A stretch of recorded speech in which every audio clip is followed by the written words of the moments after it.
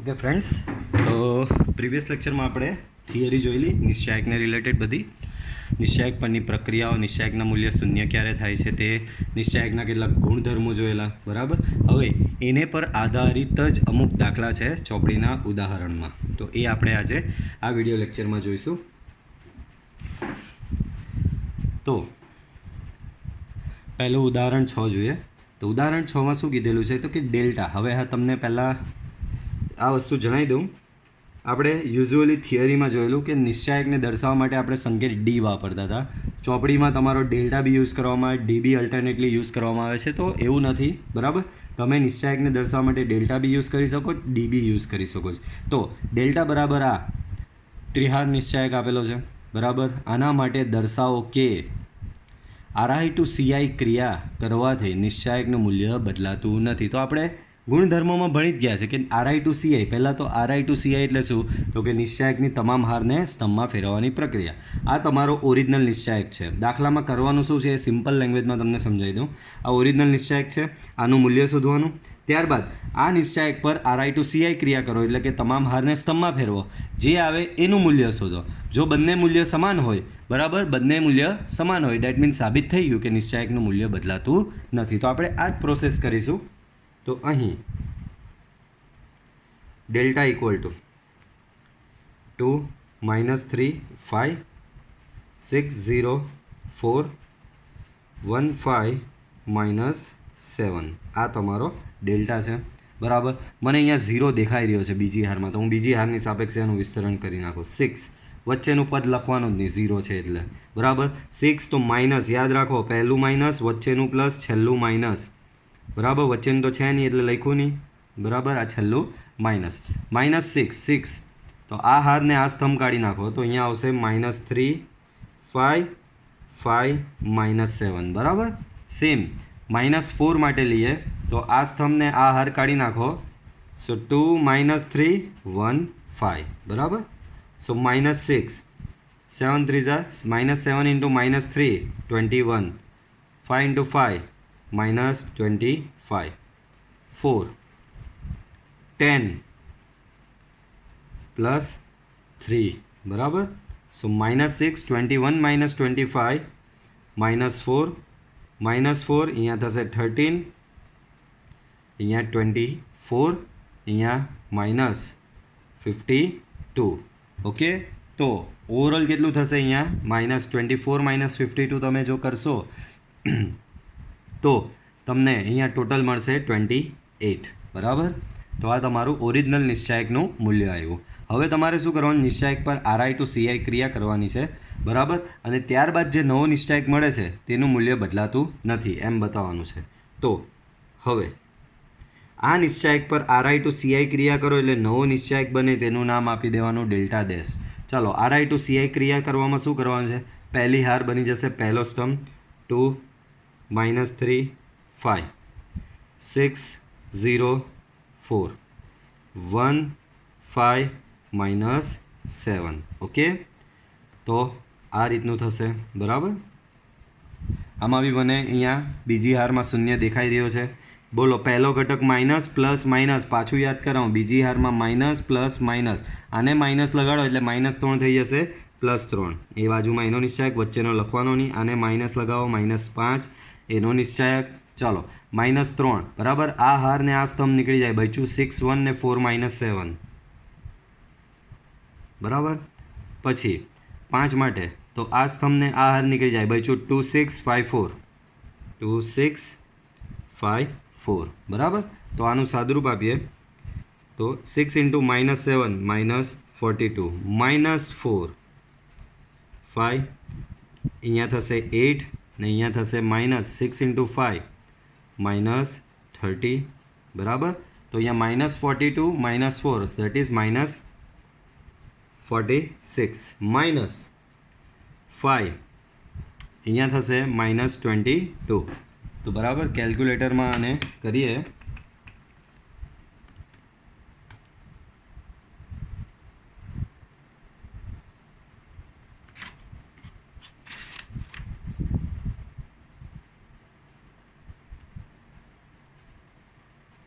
Just a minute, કંઈક error રહી ગયો એવું લાગી રહ્યું છે. Let me verify. 60415 -7 બીજી હારની સાપેક્ષે વિસ્તરણ કરીએ. આ +3 થઈ જશે.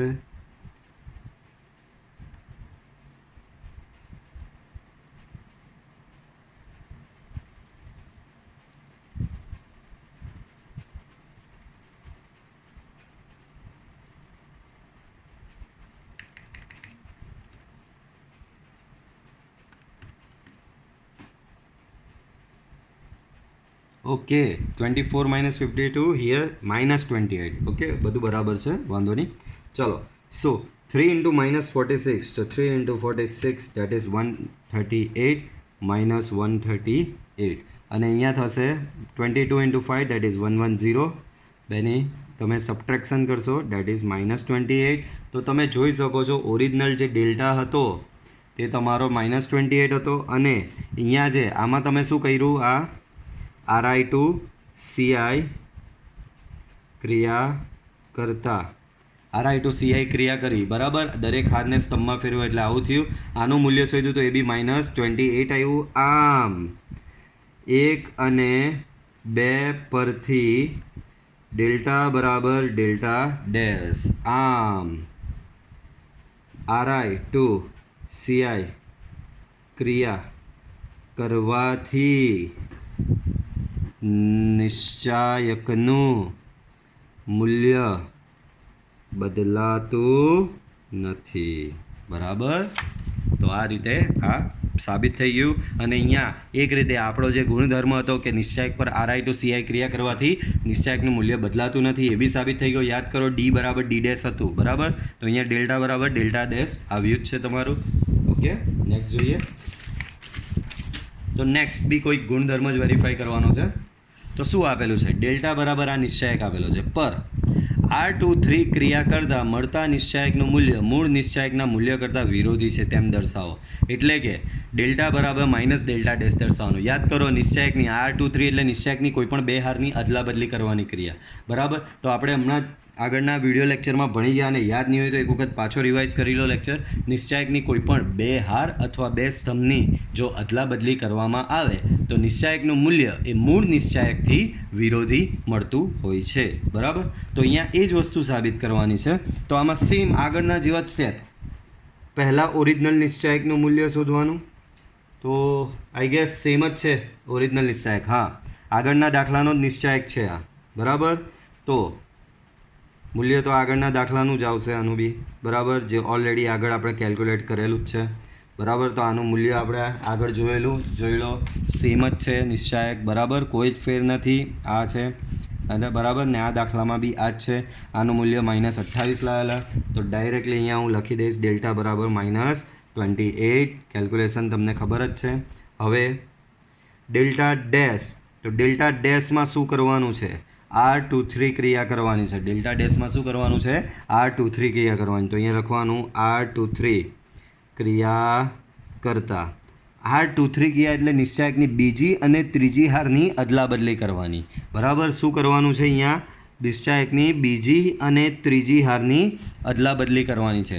તો બીજી ને ત્રીજીની અદલા બદલી થવાની. પહેલી હારને તો કંઈ થવાનું નહીં, તો પહેલી હાર પહેલાં બેઠી લખી દો. -2 -3 5. હવે બીજી ને ત્રીજીની અદલા બદલી એટલે આ બેને એક્સચેન્જ કરવાના.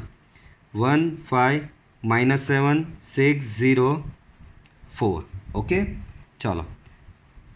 હવે અહીંયા ત્રીજી હારમાં મને શૂન્ય દેખાઈ રહ્યો છે. હું ત્રીજી હારની સાપેક્ષે વિસ્તરણ કરીશ. 6 વચ્ચેનું પદ નહીં લખીશ. પહેલું પ્લસ પ્લસ માઇનસ પ્લસ, બરાબર. માઇનસ વચ્ચેનું લખવાનું નથી એટલે માઇનસનો સવાલ નહીં. આ બી પ્લસ છે. 4 આવું. ચાલો, 6 આ હારને આ સ્તંભ જાય તો અહીંયા થશે -3 5 5 -7, બરાબર. 4ની વાત કરીએ, આ સ્તંભને આ હાર જાય તો 2 -3 1 5, બરાબર. સો 6 આ બેનો ગુણાકાર કરશો 21 થશે. અહીંયા -25 +4 આ બેનો ગુણાકાર 10 ને અહીંયા થશે +3, બરાબર. અહીંયા 6 × -4, અહીંયા 4 × 13, બરાબર. તો અહીંયા થશે -24 અને અહીંયા +52.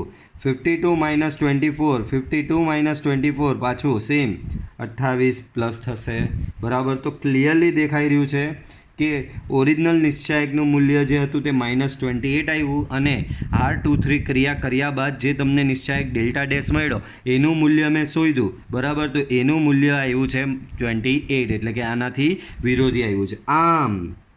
આમ તમને અહીંયા શું જાણવા મળ્યું? ડેલ્ટા બરાબર માઇનસ ડેલ્ટા ડેશ. સોરી, આપણે લખવાનું આમ સમી 1 અને 2 પરથી delta equal to minus delta dash. આમ R23 ક્રિયા કરવાથી મળતા નિશ્ચાયકનું મૂલ્ય મૂળ નિશ્ચાયકના મૂલ્યથી વિરોધી હોય છે, બરાબર.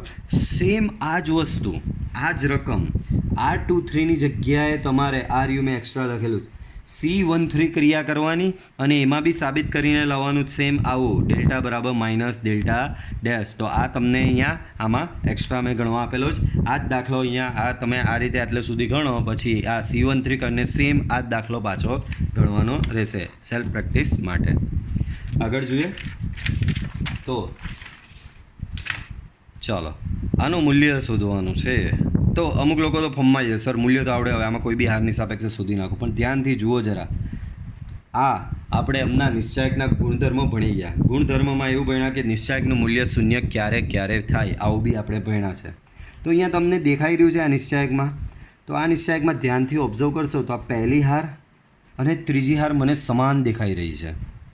પહેલી હાર અને ત્રીજી હાર સમાન દેખાઈ રહી છે, બરાબર.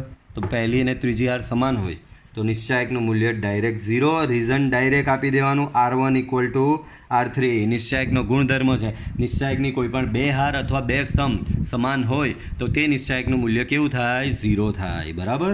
ચાલો એના પછી આગળનો દાખલો જોઈએ. કંઈક આવો આપેલો છે 102 18 36 વચ્ચે 134 છે, અહીંયા 17 3 ને 6 છે. બાળકો થોડું તમારા માટે ઇઝી કરી આપું. આ 102 છે, 17 છંગ 102 થાય, 18 છે, 18 3 છંગ 18 થાય, 36 છે, 6 ગુણ્યા 6 36 થાય. તો કહેવો સર તમને કેવી રીતે ખબર પડી કે આ આવું જ લખવાનું હોય? તો હવે ધ્યાનથી ઓબ્ઝર્વ કરો. 17 17 3 3 6 6. તો અહીંયા ક્લિયરલી દેખાઈ રહ્યું છે કે તમને R1 જે છે, આ R1 તમે આ ત્રીજી હારને 6 વડે ગુણો, આ રહ્યું ત્રીજી હારને 6 વડે ગુણો તો તમને પહેલી હાર મળે જ છે. સો R1 બરાબર 6R3, બરાબર. રીઝન શું? R1 equal to 6R3. ત્રીજી હારને 6 વડે ગુણતા તમને પહેલી હાર મળે છે. ત્રીજી હારને 6 વડે ગુણતા પહેલી હાર મળે છે, બરાબર. અને જ્યારે નિશ્ચાયકની કોઈપણ હારને ગુણવાથી અથવા ભાગવાથી બીજી હાર મળતી હોય તો એ નિશ્ચાયકનું મૂલ્ય બાય ડિફોલ્ટ 0 થશે, બરાબર. એના પછીનો દાખલો જોઈએ. Prove that this equal to 0. તો ચાલો અહીં LHS A B C A plus 2x B plus 2y C plus 2z, અહીંયા x, અહીંયા y, અહીંયા z. બાળકો તમે ધ્યાનથી ઓબ્ઝર્વ કરશો ને તો પહેલી હારમાં બધા ABC છે, ત્રીજી હારમાં XYZ છે, ને બીજી હાર એવી છે જેમાં ABC પણ છે, XYZ પણ છે. કંઈ વાંધો નહીં. અહીંયા XYZ સાથે શું ગુણાયેલો છે? 2. જો x સાથે બી 2 ગુણાયેલો છે, y સાથે બી 2, z સાથે બી 2 ગુણાયેલો છે. તો હું ત્રીજી હારને 2 વડે ગુણીને પહેલી હારમાં ઉમેરું, ત્રીજી હારને 2 વડે ગુણીને પહેલી હારમાં ઉમેરું તો પહેલી હાર સેમ ટુ સેમ આવી થઈ જશે. ટ્રાય કરીએ. ચલો શું કરવાનું છે?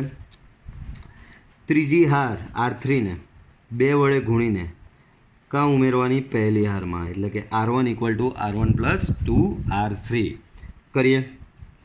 ચલો આને 2 વડે ગુણો તો 2x 2y 2z મળે. એને પહેલી હારમાં ઉમેરો તો અહીંયાનો 2x અહીંયા ઉમેરાશે તો a પ્લસ 2x થશે. અહીંયાનો 2y અહીંયા ઉમેરાશે તો b પ્લસ 2y થશે. અહીંયાનો 2z અહીંયા ઉમેરાય તો c પ્લસ 2z થશે. સો a plus 2x, b plus 2y, c plus 2z, x y z.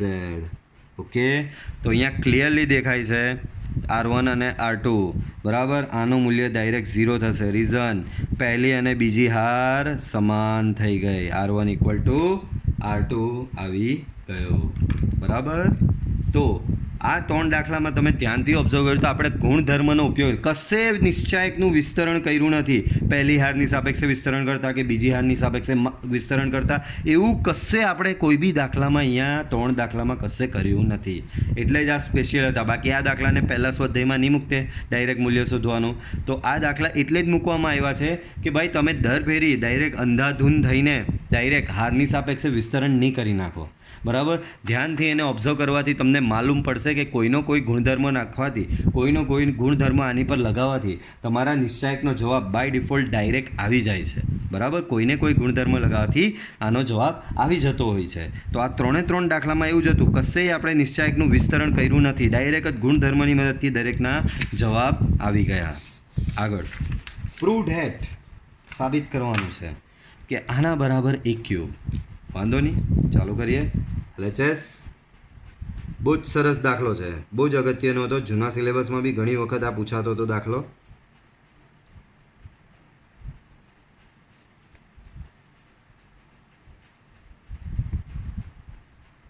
તો અહીંયા હું LHS લખી રહ્યો છું અત્યારે.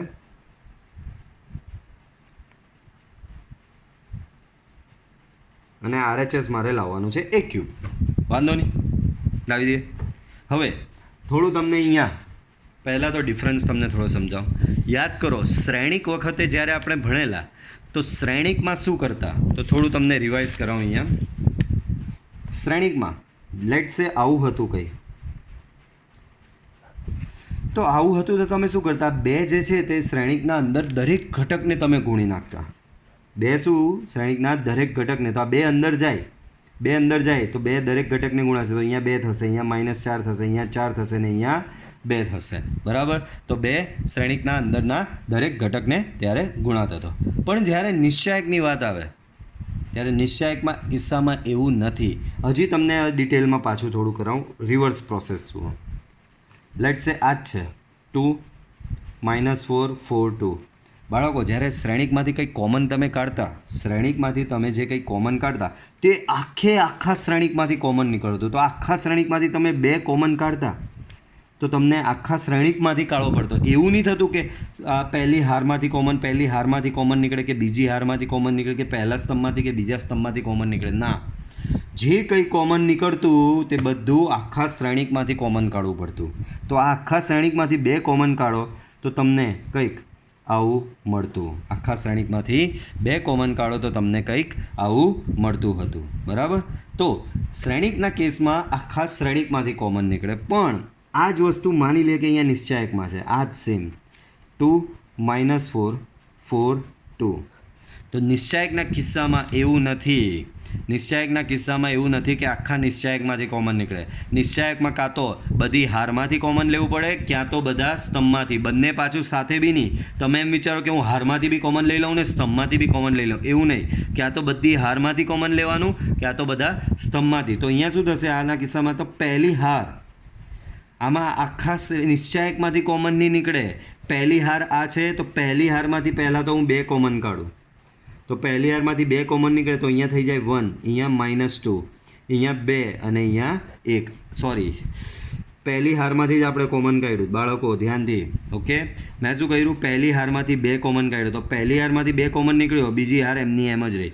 હવે નેક્સ્ટ સ્ટેપમાં પાછું બીજી હારમાંથી બી કોમન લેવું હોય ને તો નીકળે. તો આ 2 ઓલરેડી હતો અને બીજી હારમાંથી મેં બીજો 2 કોમન લીધો. તો અહીંયા પહેલી હાર તો આવી, આમાંથી 2 કોમન લેવું તો અહીંયા 2 થશે, અહીંયા 1 થશે. તો આ તમારું થશે 4 × 1 - 2 2 1 બરાબર. તો આવું થશે.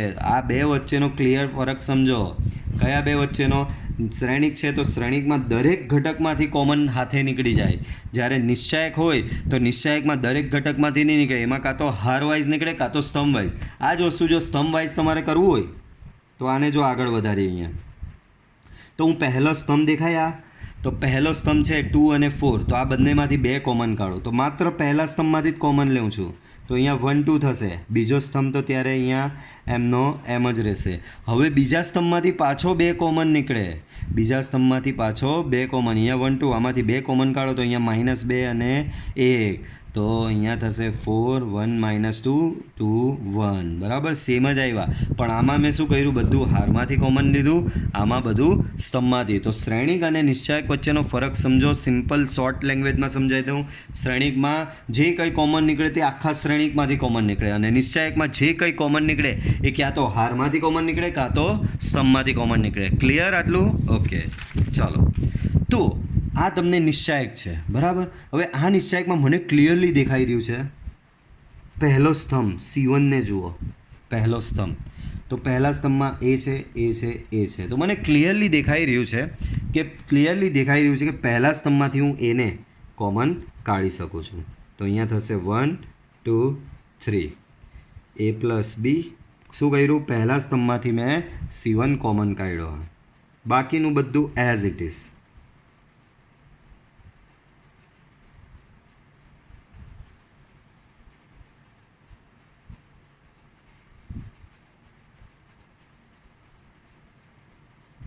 रीजन, बराबर, C1 मांथी ए सामान्य लेता, बराबर, C1 मांथी एने सामान्य बार काढी लीधो, कॉमन लीधो। हवे ध्यानथी ऑब्जर्व करवानुं, बहुत सरस दाखलो आगळ वधशे। मने पहला स्तंभ में 1 2 3 देखाय। આપણે કરવાનું શું છે, આના બરાબર આવું સિમ્પલ લાવવાનું છે। યાદ રાખો, આ નિશ્ચાયક તમને જે આપેલો તે એકદમ હરિયો ભર્યો છે। હરિયો ભર્યો એટલે તમે આનું ડાયરેક્ટ સાદુરૂપ આપવા જાઓ ને તો જિંદગીમાં નહીં આવી રહેશે। તો તમારે શું કરવાનું કે આ નિશ્ચાયકને સિમ્પલ બનાવવાનો અને સિમ્પલ બનાવ્યા બાદ એનું સાદુરૂપ આપવાનું। આ નિશ્ચાયકને શું કરવાનો, સિમ્પલ બનાવવાનો અને સિમ્પલ બનાવ્યા બાદ એનું સાદુરૂપ આપવાનું। તો સિમ્પલ ક્યારે બને, જેમ જેમ બધું એમાંથી બધું ઉડતું જાય અને કોમન નીકળતું જાય તો નિશ્ચાયક સિમ્પલ બનતો જશે। તો પહેલા સ્ટેપમાં મેં શું કર્યું, સિમ્પલ કરવા માટે એને કોમન કાઢ્યો। હવે બીજા સ્ટેપમાં ઓબ્ઝર્વ કરો, હવે આને શું સિમ્પલ કરવાનું, હજી આમાં બહુ હર્યું ભર્યું છે બધું। तो अहींया मने 1 2 3 देखाय छे, सेम मने अहींया बी देखाय। आ बी है तो अहींया आगळ 1 है एवुं कहेवाय बाय डिफॉल्ट, तो अहींया बी मने 1 2 અને 3 દેખાઈ રહ્યો છે। જે રીતે અહીંયા 1 2 3 છે, અહીંયા બી મને 1 2 3 દેખાઈ રહ્યો છે। સેમ વે અહીંયા કંઈ નથી તો અહીંયા બી આ 1 2 અને 3 મને દેખાઈ રહ્યો છે। તો હું શું કરી શકું કે C1ની મદદથી આ આટલો ભાગ ઉડાડી શકું અને આનો આટલો ભાગ ઉડાડી શકું। પાછું ધ્યાનથી સાંભળો, હું જો C1 હવે અહીંયા 1 2 3 છે ને અહીંયા શું છે 1B 2B ને 3B। आ 1 2 3 1B 2B ने 3B, अहींया वधारामां खाली B है तो हूँ शू करीश, पहला स्तंभने -B वडे गुणीने जो आमां उमेरूँ तो आ आखो भाग उड़ी जशे। पाछुं पहला स्तंभने -B वडे गुणीने बीजा स्तंभमां उमेरूँ तो आ B वाळो आखो भाग उड़ी जशे, केन्सल थई जशे। सेम वे पहला स्तंभने हूँ -C वडे गुणीने अहींया तीजा स्तंभमां उमेरूँ तो आ C वाळो आखो भाग उड़ी जशे। तो मारे अहींया क्रिया कई करवानी थई बाळको, हूँ पहला अहींया आटलू बाळको आने आनी मददथी अहींया ने अहींया तमे भूका बोलावो छो, भूका बोलावो छो एटले के आने केन्सल आउट करो छो, बराबर। तो शुं करवानुं रहेशे, आनी मददथी अहींया ने अहींया चेन्ज थवानो, मतलब आमां तो कोई चेन्ज नहीं थवानो, तो एने मैं लखी दीधुं। चलो क्रिया कई करवानी कीधी, तो तमारे शुं करवानुं छे, क्रियामां C2 में पहला आने उड़ाववानो छे B वाळो भाग, तो C2 बराबर C2 तो लखी दीधुं। कई रीते उड़शे, तो के आने -B वडे गुणीने आमां उमेरवाथी, तो आने एटले के C1 ने, तो C1 ने हूँ -B वडे C1 ने गुणूँ અને C2 में उमेरूँ तो बाय डिफॉल्ट आ B वालो भाग उड़ी जाए छे। અને साथे साथे बीजी कई क्रिया थशे, तो बीजी क्रिया C3 ની વાત करूँ तो C3 में C वालो पार्ट उडाड़वानो छे। C3 में शुं करवानुं, तमारे C वालो पार्ट उडाड़वानो छे। तो हूँ C1 ने -C वडे गुणीने आमां उमेरूँ तो अहींया C वालो पार्ट केन्सल थई जशे, बराबर। तो अहींया कई क्रिया थशे, C3 बराबर C3 -C इंटू पहलो स्तंभ, बराबर। सिंपल लैंग्वेज में समझाऊँ तो C1 पहला स्तंभने -B वडे गुणीने बीजामां उमेरो तो आ B वालो आखो भाग केन्सल थई जशे, अने पहला स्तंभने -C वडे गुणीने त्रीजामां उमेरो तो आ C वालो आखो भाग केन्सल। आवुं केम करीए छे, कारण के निश्चायकने सिम्पल बनावવો પડશે। आवा हेवी निश्चायकने तमे डायरेक्ट सादुरूप आपी सकता नथी, तो आपणे निश्चायकने सिम्पल करीशुं અને सिम्पल कर्या बाद एनुं सादुरूप आपी शकું, बराबर। तो चालो शुं थयुं, अहींया B वालो बधेथी भाग उड़ी गयो, A 3A 6A, बराबर ने आमां C वालो आखो भाग उड़ी गयो, A + B 4a plus 3b and 10a plus 6b બરાબર. આમાં b વાળો ભાગ કેન્સલ થઈ ગયો, આમાં c વાળો ભાગ કેન્સલ થઈ ગયો. બાળકો એ મને પાછો દેખાઈ રહ્યો છે, પાછો કોમન નીકળી શકે બરાબર. તો અહીંયા હું શું કરીશ, બીજા સ્તંભમાંથી એ કોમન લઈશ. તો અહીંયા થશે a સ્ક્વેર, અહીંયા 1 2 3, અહીંયા 1 3 6 ને અહીંયા જે બચ્યું આ તો એનું એ જ રહેવાનું, કારણ કે આમાં તો કશું કોમન નીકળ્યું નથી. 10a plus 6b. તો અહીંયા રીઝન શું લખવાનું, બીજા સ્તંભમાંથી C2માંથી એ સામાન્ય લેતા. C2માંથી મેં શું કર્યું, એને સામાન્ય લીધો. હવે પાછું મને અહીંયા 1 3 અને 6 દેખાય છે. સેમ વે અહીંયા બી 1 3 અને 6 દેખાય છે. અહીંયા 1 3 6 દેખાય છે, અહીંયા બી મને 1 3 6 દેખાય છે. તો મારે આ પાર્ટને ઉડાડવો હોય તો સિમ્પલી આને -b વડે ગુણીને અહીંયા ઉમેરી દઉં તો આ આખો પાર્ટ જતો રહેશે બરાબર. તો ક્રિયા કઈ થઈ બાળકો, જે ક્રિયા થવાની તે ત્રીજા સ્તંભમાં થવાની. પહેલા અને બીજા સ્તંભમાં તો કોઈ ચેન્જ નહીં આવવાનો. તો પહેલો અને બીજો સ્તંભ હું બેઠો ડાયરેક્ટ લખી દઉં બરાબર. આ સ્તંભને એટલે કે C2ને -b વડે ગુણીને C3માં ઉમેરો. તો C2ને -b વડે ગુણીને ક્યાં ઉમેરવાનો, C3માં. ધેટ મીન્સ C3 બરાબર શું થયું, C3 - b C2. તો અહીંયા b વાળો આખો પાર્ટ ઉડી ગયો, a 4a 10a બરાબર. આ b વાળો આખો પાર્ટ જશે. મને પાછું દેખાઈ રહ્યું છે કે એ બધામાંથી કોમન નીકળે છે બરાબર. તો બધામાંથી એ કોમન કાઢીએ તો અહીંયા a ક્યુબ આવશે. 1 1 1 2 3 4 3 6 એન્ડ 10 બરાબર. આવું થશે બરાબર. તો હવે તમારો નિશ્ચય કેવો હતો અને કેવો આ થઈ ગયો, તો કેટલો સિમ્પલ થઈ ગયો નિશ્ચય બરાબર. હવે આનું સાદું રૂપ તમે ઇઝીલી આપી શકો. RHS જો a ક્યુબ લાવવાનો છે અને a ક્યુબ અહીંયા 12 છે, એનો મતલબ તમને અહીંયા હિન્ટ મળી જવી જોઈએ કે આ નિશ્ચયકનું મૂલ્ય 1 આવશે તો જ ઇક્વલ ટુ RHS થશે ને. સો a ક્યુબ બરાબર. નિશ્ચયકનું પહેલી હારની સાપેક્ષે વિસ્તરણ. હવે જો અહીંયા થોડું ડાયરેક્ટ સ્ટેપ વાપરીશ. પહેલો ઘટક 1 લખો બરાબર. આ હાર ને આ સ્તંભ ગયો 10 તારીખ 30 -6 ચોક 24, વચ્ચેનો ઘટક માઇનસ બરાબર. પાછી આ હાર ને આ સ્તંભ ગયો 10 દુ 20 ને 4 તારી 12 બરાબર. છેલ્લો ઘટક પ્લસ આ હાર ને આ સ્તંભ ગયો 6 દુ 12 3 તાળી 9 બરાબર. આવું થશે. ચલો આનું થોડું સિમ્પ્લિફિકેશન આપીએ. તો અહીંયા 1 × 30 - 24 તો 6 થશે. 20 - 12 20 - 12 તો અહીંયા 8 થશે. 12 - 9 તો અહીંયા થશે 3. તો 6 અને 3 9માંથી 8 જાય તો કેટલો રહે, 1 રહે. એટલે કે a cube × 1 equal to a cube and that is equal to RHS બરાબર. તો અહીંયા તમારું આ રીતે RHS સાબિત થઈ ગયું. બહુ જ સિમ્પલ છે. કોમન કાઢતા જાઓ અને જે ઉડતું હોય તેને આ પ્રકારની ક્રિયાથી ઉડાવતા જાઓ તો તમારે જે સાબિત કરવાનું છે તે ઇઝીલી સાબિત થઈ જશે. ઉદાહરણ નંબર 12 જુઓ તો શું કહે છે, વિસ્તરણ કર્યા સિવાય સાબિત કરો આના બરાબર 0. વિસ્તરણ કરવાનું નહીં, એનો મતલબ નિશ્ચયકના ગુણધર્મની મદદથી જ સાબિત કરવાનું છે, કંઈ બી થઈ જાય. ચાલો વાંધો નહીં બાળકો, આને ધ્યાનથી ઓબ્ઝર્વ કરશો. ચાલો સાબિત કરવાનું છે ને. તો અહીં ડેલ્ટા બરાબર, પહેલાં તો હું જે ઓરિજિનલ આપેલો છે તેને લખી જ દઉં છું.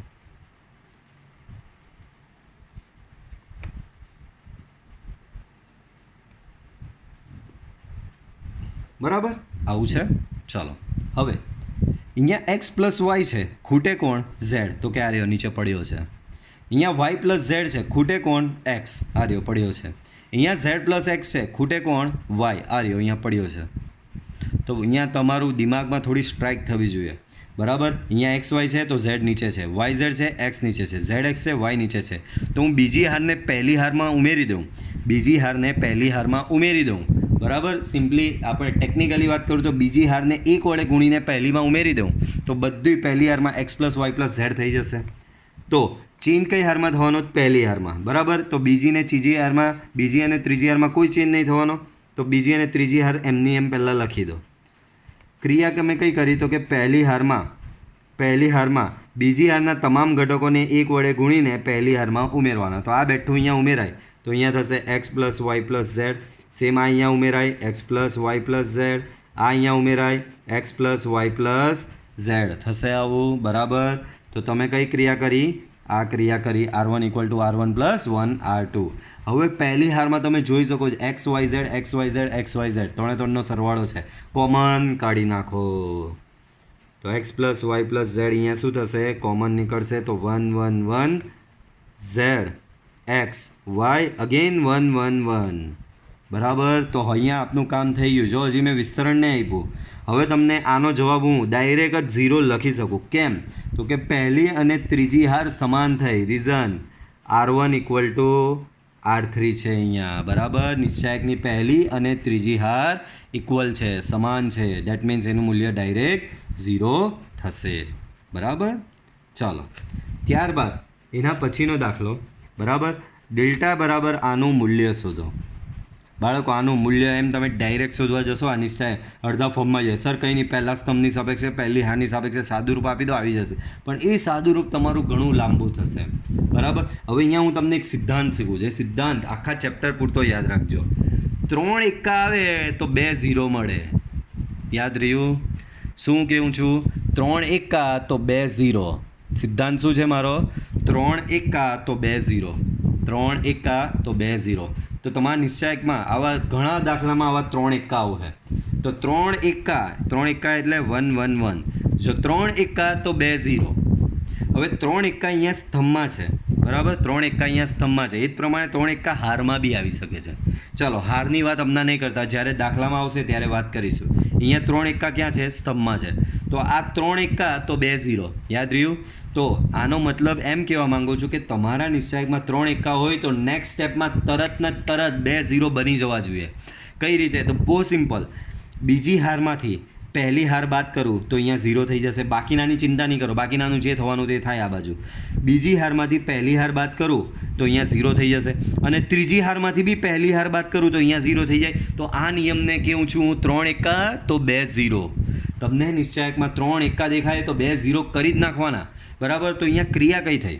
તો ક્રિયા પહેલી એક આ ક્રિયા થઈ કે R2 = R2 - R1 અને બીજી ક્રિયા R3 = R3 - R1. તો ચેઇન બીજા ને ત્રીજામાં થવાનો છે. તો પહેલી હાર તો તમારે એમની એમ જ લખી દેવાની. તો અહીંયા હું પહેલી હાર તો એમની એમ જ લખી દઉં છું. હવે અહીંયા ક્રિયા તમે લોકો કઈ કરો છો બાળકો? તો ક્રિયા મેં કીધી તેમ બીજી હારમાંથી પહેલી હાર બાદ કરવાની અને ત્રીજી હારમાંથી બી પહેલી હાર બાદ કરવાની. ઇનડાયરેક્ટલી આનો મતલબ સમજો. પ્રથમ હારને -1 વડે ગુણીને બીજી હારમાં ઉમેરવાની પ્રક્રિયા, પ્રથમ હારને -1 વડે ગુણીને ત્રીજી હારમાં ઉમેરવાની પ્રક્રિયા. જે આપણે નિશ્ચાયક પરની ક્રિયાઓની થિયરી ભણેલી એ જ વસ્તુ છે બરાબર. તો થોડું સિમ્પલ લેંગ્વેજમાં લખીએ છીએ આપણે. તો બીજીમાંથી પહેલી હાર બાદ કરો તો 1 - 1 0. અહીંયા B - A ને અહીંયા CA - BC બરાબર. સેમ વે આમાંથી આ બાદ કરો તો 1 - 1 0. C - A AB - BC આવું થશે. હવે આને થોડું વ્યવસ્થિત રીતે લખું. જો વ્યવસ્થિત રીતે આને લખું આવું છે બાળકો બરાબર. અહીંયા 0, અહીંયા B - A બાળકો. CA - BC એવું નહીં લાગતું આમાંથી C કોમન નીકળે? પણ હું અહીંયાથી -C કોમન કાઢીશ. કેમ? બાજુમાં B - A છે. -C કોમન કાઢવાથી અહીંયા બી B - A થશે. તો જો -C કોમન કાઢું તો B - A આવું થશે. Same way 0 C - A AB - BC આમાંથી બી જો -B કોમન કાઢું તો સેમ આવું C - A બનશે. તો આમાંથી -B કોમન લેવું તો અહીંયા શું થઈ જશે તમારું? C - A. આવું કેમ કર્યું? તો જો હવે બાળકો બીજી હારમાં મને અહીંયા B - A દેખાય, અહીંયા બી B - A દેખાય ને 0 છે તે તો બહુ જ સારું. આખી બીજી હારમાંથી B - A કોમન નીકળે, આમાંથી B - A કોમન નીકળે, આમાંથી બી B - A કોમન નીકળે, 0માંથી તો બધું જ કોમન નીકળે. તો અહીંયા આમાં તમને શું જાણવા મળ્યું કે બીજી હારમાંથી B - A કોમન નીકળે ને.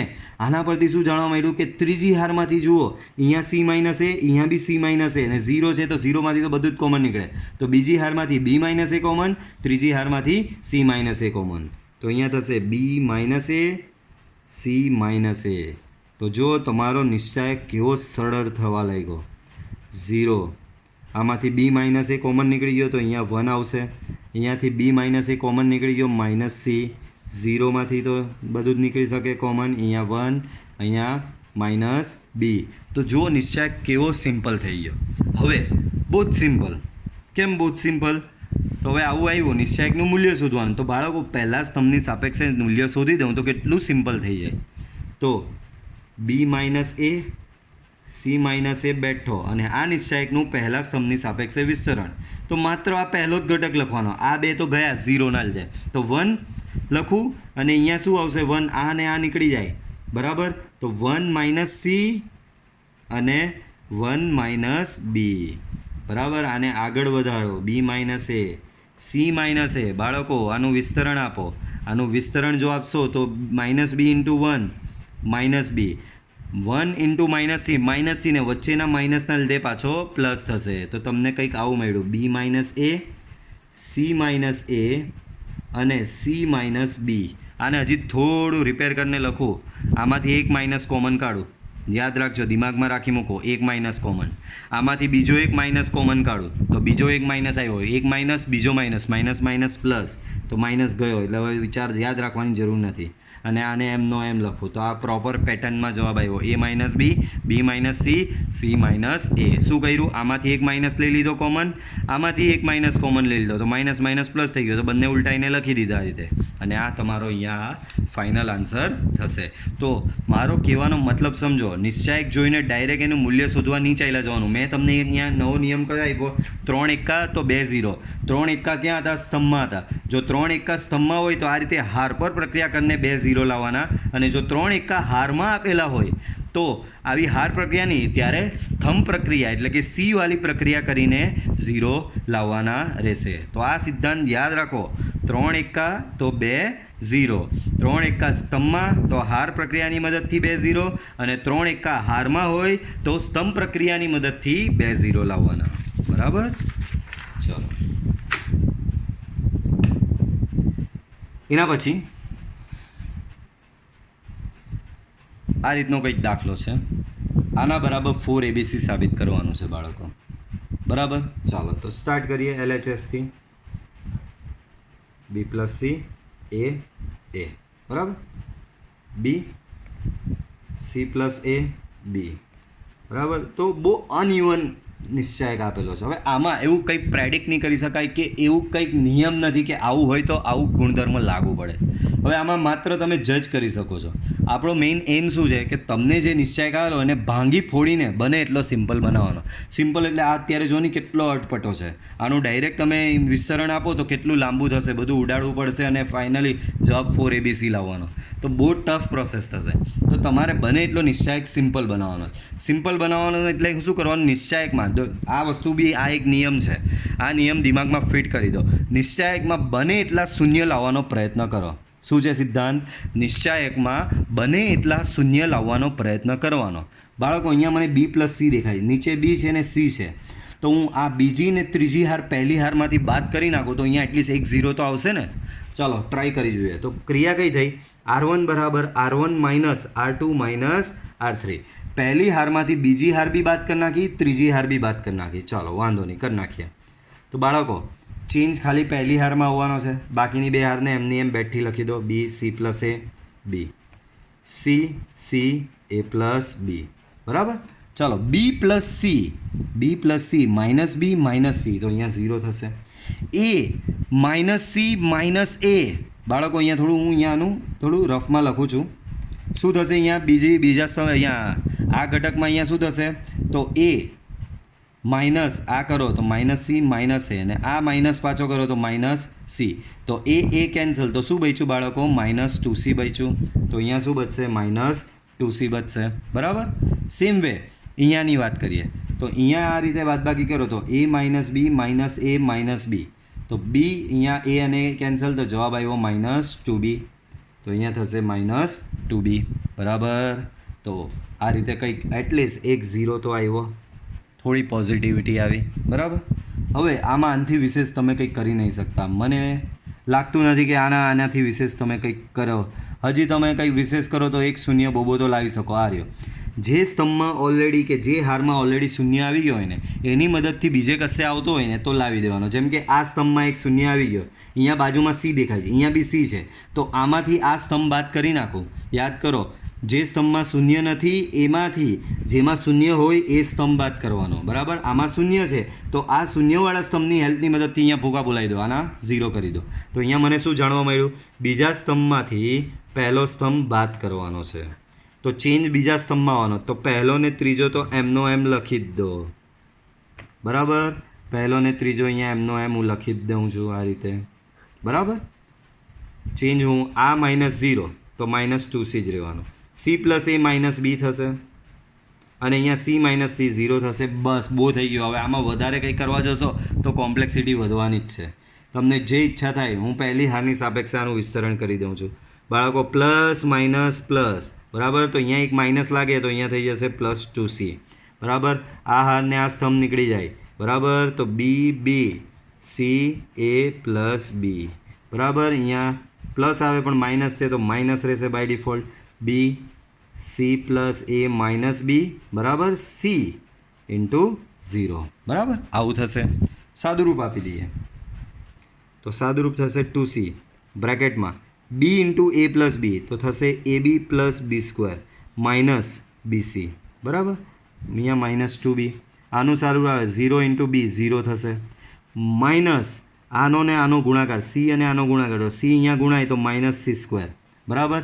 c અહીંયા ગુણાય તો એ થશે -ac ને c અહીંયા ગુણાય, બરાબર. c અહીંયા ગુણાય તો +bc, બરાબર. આ 2c અંદર થશે તો 2abc. આ 2c અહીંયા અંદર જશે તો 2b² થશે. આ 2c અહીંયા અંદર જશે તો -2bc² થશે, બરાબર. આ 2b ને અંદર લઈ જાઓ તો -2bc², -2b અહીંયા લઈ જાઓ તો +2abc થશે. -2b અહીંયા ગુણો સો -2b²c, બરાબર. તો -2bc² આ બે ગયા અને આ બે કેન્સલ થયા, બચ્યા આ બે 2abc. Your addition is 4abc which is your RHS, hence proved, બરાબર. તો આ રીતે થશે. ઓકે, આ લેક્ચરમાં ઘણો લાંબો થયો તો આટલે સ્ટોપ થઈએ છે. હજી થોડા ઉદાહરણ છે જે આપણે નેક્સ્ટ લેક્ચરમાં જોઈશું. ઉદાહરણ નંબર 15, બરાબર. નેક્સ્ટ લેક્ચરમાં હવે આપણે આ અગાઉ જોઈશું અને એના પછી એની એક્સરસાઇઝ આવશે એ બી સ્ટાર્ટ કરીશું. ઓકે, તો આ દાખલા બહુ જ ધ્યાનથી ગણવાના. પ્રેક્ટિસ તમે તમારી રાખજો તો જ આ વિચાર આવશે. 3 એકા 2 0 એવો વિચાર ડાયરેક્ટ એમ હવામાંથી નહીં આવશે. તમને હવામાંથી વિચાર નહીં આવશે કે આ પ્રક્રિયા આમાં કરવાની છે, બરાબર. તો પ્રેક્ટિસ આમાં કરવી જ પડશે. જેટલા દાખલા હું ગણાવું એ ગણો. નથી આવડતા વિડીયો પાછો જોઉં, પાછા ગણો, બરાબર. અને પ્લસ હું જે તમને એક્સ્ટ્રા સેન્ડ કરીશ એ બધા એક્સ્ટ્રા દાખલા બી તમારે જોતા રહેવાના છે, બરાબર. તો આજે આટલું રાખીએ. ઓકે, નેક્સ્ટ લેક્ચરમાં આપણે હવે આગળ જોઈશું.